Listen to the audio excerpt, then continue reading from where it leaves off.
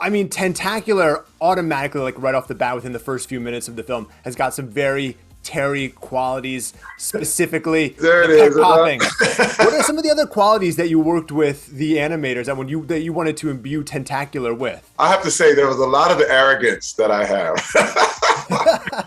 To be straight honest, it's funny because my family, they actually had a narcissism test. And I remember taking it, my family like, you should try taking this as a joke, you know? And I took it and I passed with flying colors. And I was like, you know, this test says I'm a narcissist. And they were like, duh.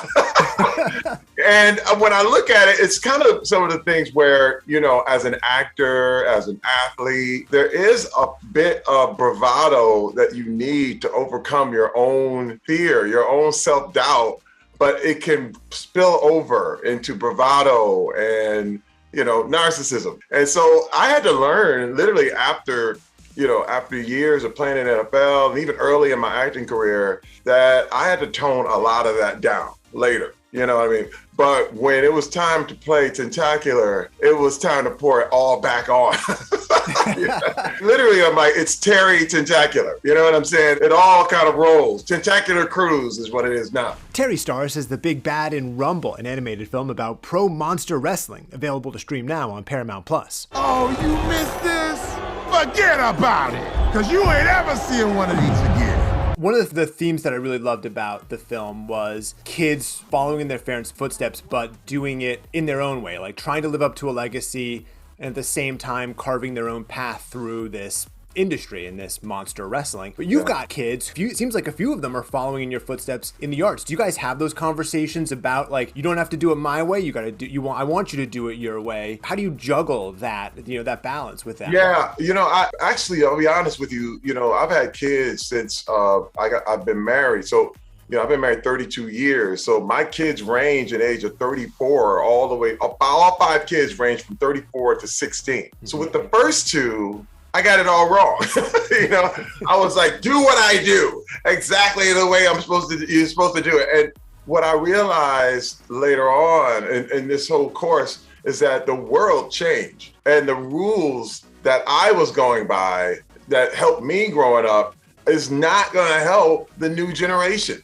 They got different things. Now, I had this conversation with my 18-year-old and my 16-year-old because they're getting into entertainment. And I'm like, listen, you guys know the rules about this era more than I do. I mean, with streaming and the way entertainment has changed, you take everything in 5-second bites now, you know what I mean? As opposed to 2-hour movies. And so you have to rethink everything. And I let them teach me. I do, because they know how this world operates way better than I do. Speaking of the family, we're coming up to a decade of the family cruise. Would you ever do something like that again with your family? Yeah, I would. First of all, I look at that. That was one of the best experiences I ever had in my life. You know, we often, especially over the holidays, we go get those tapes out and look at our reality show. The 2 years we did it, we have 20 episodes that we kind of go over and just laugh and look at our lives. I mean, it's better than home movies, you know what I mean? And I see everybody growing up, and I would do it again. I would love to do that one more time.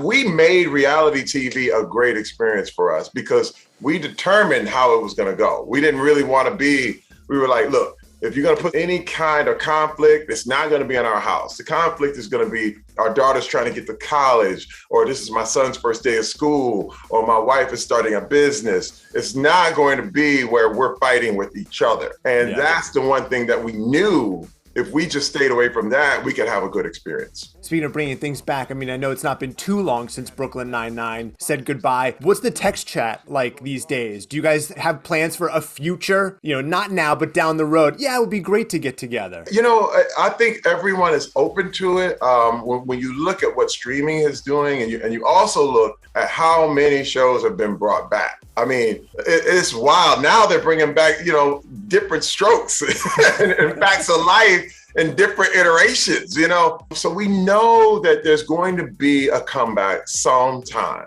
And especially with now that Peacock is creating their own entertainment, I could see a Brooklyn Nine-Nine movie. Very, very cool and simple. And we could do a Heist episode every year. That would be hot.